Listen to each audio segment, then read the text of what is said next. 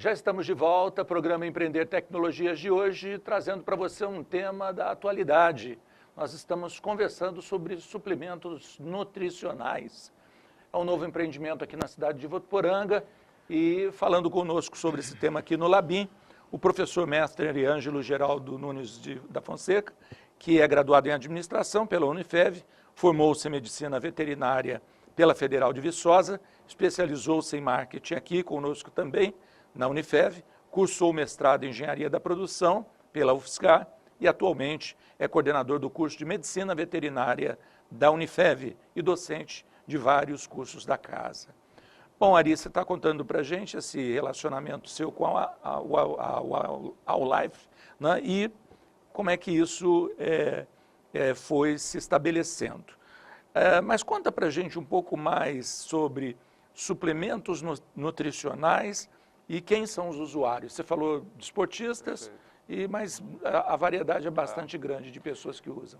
Bom, deixa eu tentar resumir, sem querer ser técnico demais, mas assim, acho que a primeira regra é, qualquer pessoa que queira melhorar a sua nutrição de maneira bem consciente deve procurar um profissional dessa área. Nutricionista? Como eu já citei, nutricionista, nutrólogo, alguém que possa orientar sobre a dieta equilibrada ou sobre a necessidade ou não de reposições, de suplementações. Então, isso é fundamental ficar claro. Além disso, toda pessoa que quer melhorar a sua nutrição vai ter que suplementar alguma coisa ou outra, até porque, por exemplo, um dos grupos, como eu já mencionei, aminoácidos, alguns essenciais à nossa nutrição, não estão disponíveis na maioria das coisas que a gente tem hábito de ingerir no nosso dia a dia. Então, claro, esses essenciais nós precisamos consumi-los. Né? Se não dá para consumir na dieta, eu preciso suplementar. Tá? Na linha de suplementos hoje, a gente tem basicamente 5 grandes grupos e que são adequados a níveis de exigências diferentes de acordo com cada usuário. Né? Na verdade, se a gente juntar energia e proteína, a gente vai ter só 4 grupos, por assim dizer. Mas, como eu estou falando, energia e proteína. Proteína, qualquer um de nós consome proteína para constituição física, formação de massa muscular, etc. Né? Então, a proteína é essencial na nossa nutrição no dia a dia. Como a gente acaba consumindo pouco, especialmente quando a gente quer reduzir carne vermelha, quer reduzir fontes de proteína, feijão em alguns casos, etc., todas as sementes oleaginosas que são fontes de proteína, a gente pode suplementá-los dessa maneira. Um grande grupo consumidor são os jovens ou atletas que precisam ganhar massa muscular. Sim. Então, para eu ganhar massa muscular, obviamente, eu tenho que suprir essa massa com proteína, né? Circulante, metabolizada, etc. Então, a proteína é a principal fonte, uma das principais fontes lá. A segunda fonte de energia. Então, um atleta de alto desempenho, uma pessoa que frequenta academia diariamente, uma pessoa que se sente meio fraca, uma pessoa que já está até um pouco mais idosa, que precisa de uma fonte de energia de boa assimilação, de fácil digestão, né, de digestão rápida, um amido de rápida digestão e tudo mais, também indicado.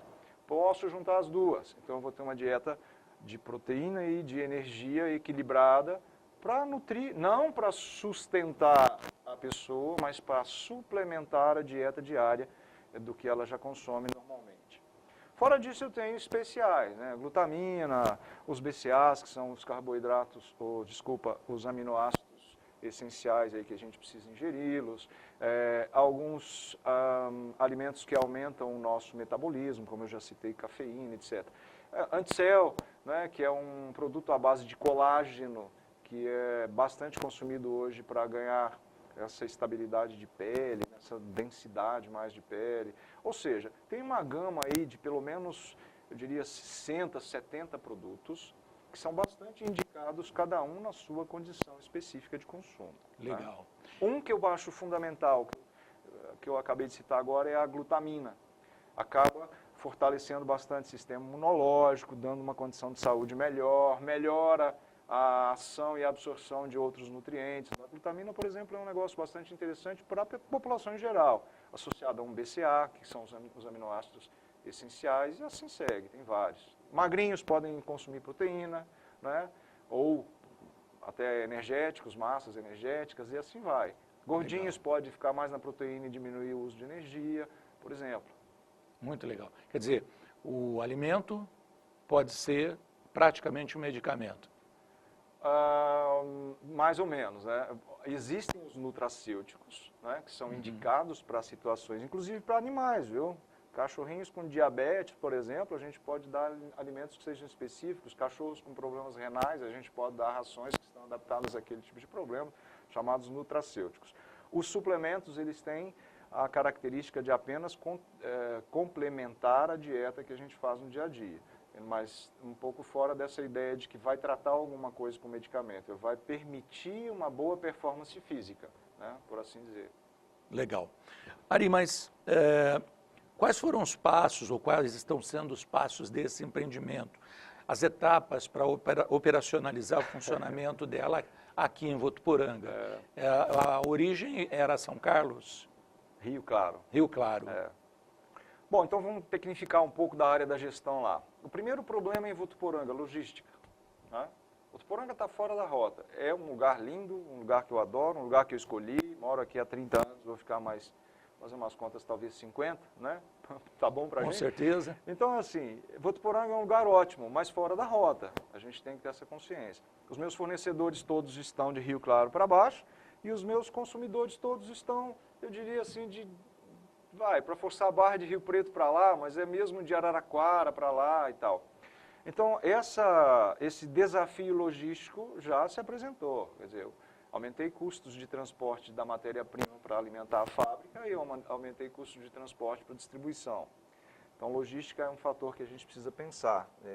Já estamos pensando, já óbvio, muita coisa resolvida. Desde o começo a gente já viu essa situação. Para quem quer começar uma empresa, hoje a área industrial, de modo geral, ela vai exigir alguns licenciamentos, né? Então, por exemplo, primeiro deles, CETESB, licenciamento ambiental, é preciso fazer. Eu mesmo fiz o meu processo, uma pessoa com um mínimo de discernimento, assim, de entender um texto, de usar bem uma internet, consegue fazer, mas é um negócio extremamente caro para o pequeno empreendedor, né? As taxas são altas, o projeto em si acaba ficando um pouco custoso para quem é pequeno empreendedor. Sim.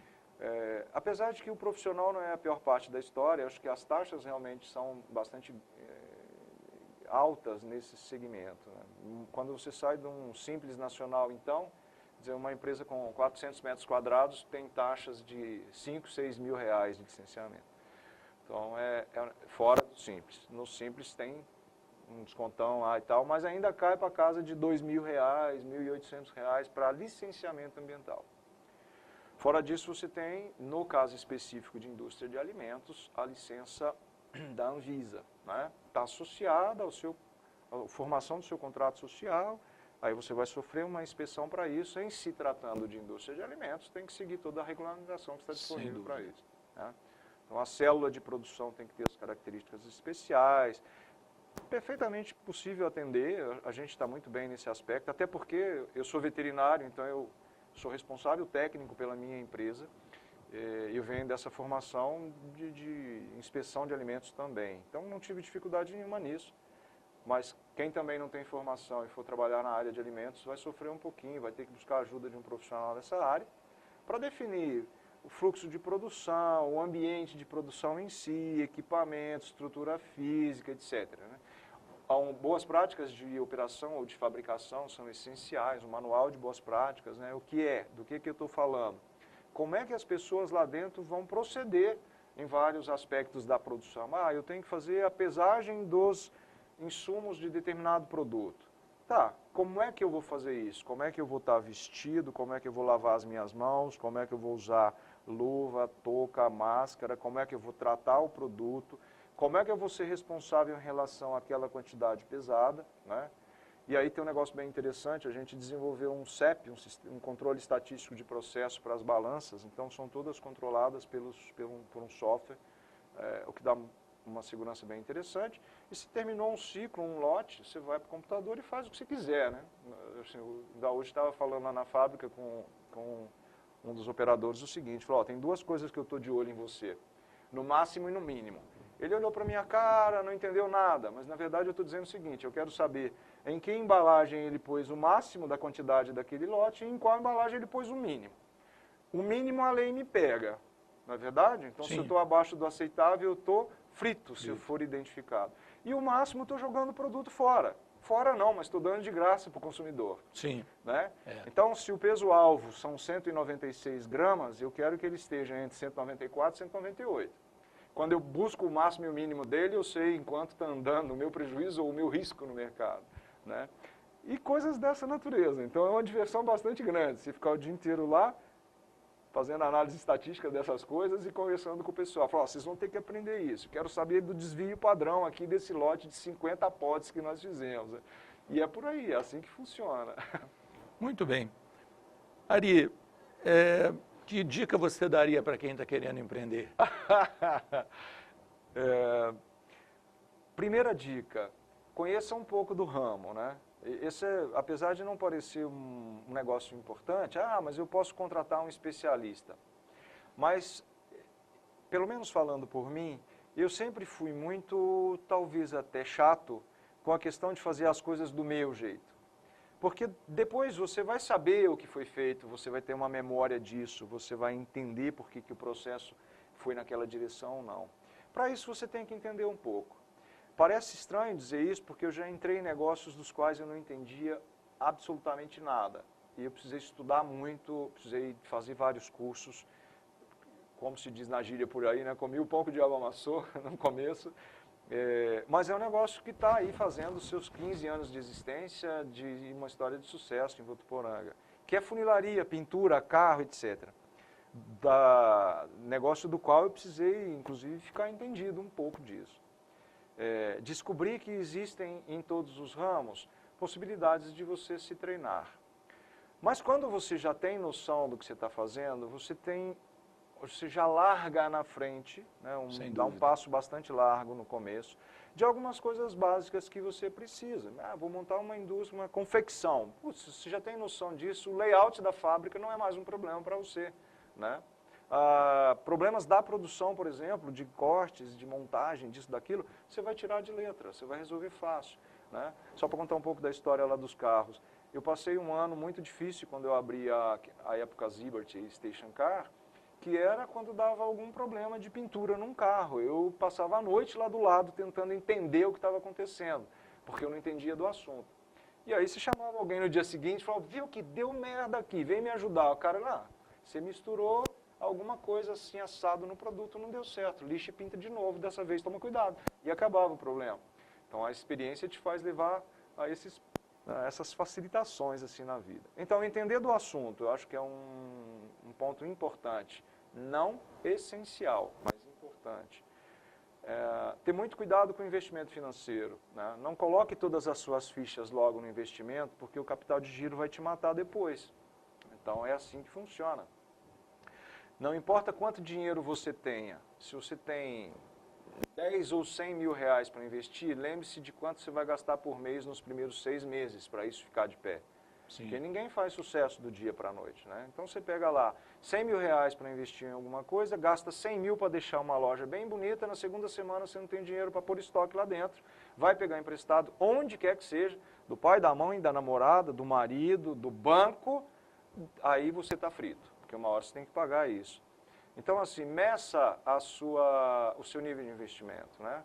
Faça investimentos com a garantia de que a sua empresa terá sustentabilidade financeira, pelo menos no primeiro ano de vida, pelo menos nos 3 primeiros meses de vida. Cada negócio tem um formato, então leve isso em consideração. Então, eu sempre fui muito austero com esse negócio do investimento financeiro. Eu acho que você tem que dar o primeiro passo sabendo que o segundo está garantido. Esse negócio, não, vamos dar o primeiro passo, depois a gente vê como é que fica. Você vai ter muitos problemas, inclusive com uma boa chance de dar errado lá. Né? O terceiro ponto, não menos importante, a capacidade de gerenciar isso. Né? Não perca foco nas coisas pequenas e importantes. Né? Prazos, tempos,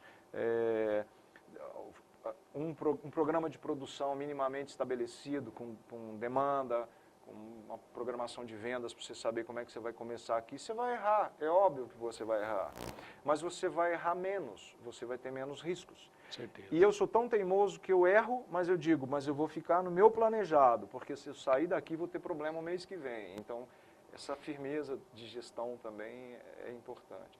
E eu sempre trabalhei com outras pessoas, né? Sempre tive parceiros nesses negócios.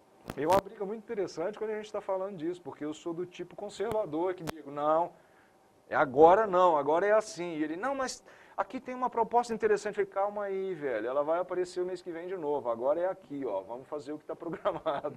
E é assim que a gente está aí no mercado há anos, né? Legal. Ari, gostei muito da sua presença mais uma vez no programa, soma muito. Que bom. Tenho certeza que daqueles que imaginam ser empreendedores, toda oportunidade de te ouvir é uma oportunidade de aprender mais, né? Que bom. E gostaria de sempre que possível contar com você no programa. Putz, para mim é um prazer enorme vir aqui. Nem sempre o que a gente fala pode servir para as outras pessoas, né? Tem gente, eu conheço vários em Votuporanga, que tem uma experiência muito maior de negócios, tem uma história de sucesso muito maior do que a que a gente tem, não necessariamente nos mesmos segmentos, mas eu vou estar sempre aberto, sempre que eu puder contribuir, por favor, me acione. Espero que o pessoal de casa goste dessas histórias que a gente conta aqui, né? E é isso, estou à disposição para cá. Sucesso com a All Life. All Life Nutri. Você Obrigado. que acompanhou, muito obrigado. Muito obrigado a você que nos acompanhou também. Na próxima semana tem mais programa Empreender Tecnologias e eu espero que você esteja nos assistindo sempre. Grande abraço, ótima semana, até lá!